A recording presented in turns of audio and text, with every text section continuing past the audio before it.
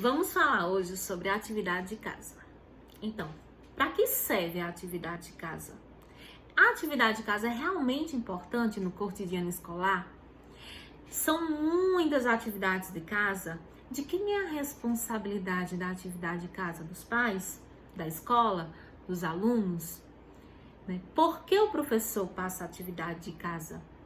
Quais são os fundamentos pedagógicos para a atividade, para a lição de casa? Alguns chamam lição de casa, outros chamam atividade de casa. E é justamente disso que a gente vai falar hoje. Primeiro eu quero falar para vocês que a lição de casa, ela surgiu lá no período dos jesuítas, que foram os pioneiros da educação aqui no nosso país. Então, eles traziam a questão da atividade de casa, que eram justamente aquelas atividades repetitivas, monótonas, aquelas atividades que o aluno ia lá e repetia tudo o que ele fazia na sala, ele tinha que repetir em casa, para que ele pudesse realmente ter a aprendizagem concretizada. Então, esse, na verdade, era a finalidade da atividade de casa para os jesuítas.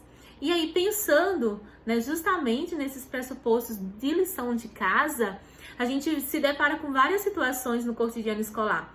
Primeiro, alguns pais que reclamam. Por que é importante fazer a atividade de casa? Por que o professor passa muita atividade de casa? Outros já reclamam. Porque a atividade é pouca. Porque tem pai ali que quer que a criança fique ali maratonando a atividade de casa. Então, quando o professor passa pouca atividade, o pai já liga. Hoje as atividades foram poucas, hoje não teve. Porém, já tem pais que ficam reclamando da quantidade de atividade. E pensando na prática do professor, que planeja a semana toda as atividades de sala e também as atividades de casa. Pois é pensando justamente nesse cotidiano escolar e justamente em trazer essa questão da tarefa de casa, o quanto ela é importante ou não, que a gente vai falar sobre isso. A atividade de casa, ela é sim fundamental, ela é importante para a criança. Por quê? Porque ela traz justamente essa questão da autoaprendizagem, do autoconhecimento.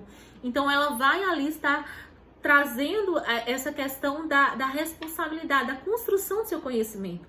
Mas nós estamos aqui em tempos de século XXI, falando de educação, de protagonismo, e aí a gente precisa agora trazer essa questão da atividade de casa, de qual a diferença de algum tempo onde a gente fazia a atividade na sala e o aluno revisava todo o conteúdo em casa. Então a gente precisa se deparar com essa situação e entender que esse processo ele não é mais contínuo, que a gente faz sim atividade de casa, faz tarefa de casa, mas com novas estratégias, com novas ferramentas, pensando sim em potencializar o protagonismo da criança. A atividade de casa, ela não só é importante para a criança nesse processo, como ela também traz o hábito da responsabilidade. O seu filho, ele precisa ter a responsabilidade de realizar as atividades em casa. E principalmente, pensando na BNCC, ele vai trazer a responsabilidade e também o desenvolvimento do protagonismo.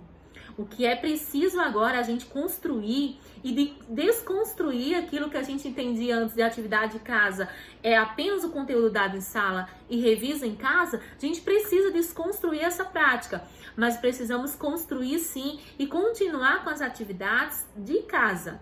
Com as tarefas de casa, lição de casa, a gente precisa sim continuar com essa didática, com essa prática, mas com um novo olhar. Com um olhar de ressignificação de práticas, com um olhar de potencialização do protagonismo. Então, é nesse sentido que a gente precisa potencializar. E aí eu falo que o aluno, ele começa a ter o hábito e a responsabilidade. Responsabilidade que a gente precisa criar em nossos filhos, para que eles consigam entender que eles têm responsabilidades também, que eles têm hábitos de estudar e que a tarefa de casa, ela tem que ter um tempo, tá? Para os árabes, tarefa de casa, lição de casa significa justamente uma atividade, um trabalho que precisa ser cumprido com prazo. Então o professor ele também precisa estabelecer prazos. Às vezes o professor passa a atividade e não estabelece prazos. E é justamente Uma das competências socioemocionais que precisamos desenvolver nos nossos alunos é o compromisso.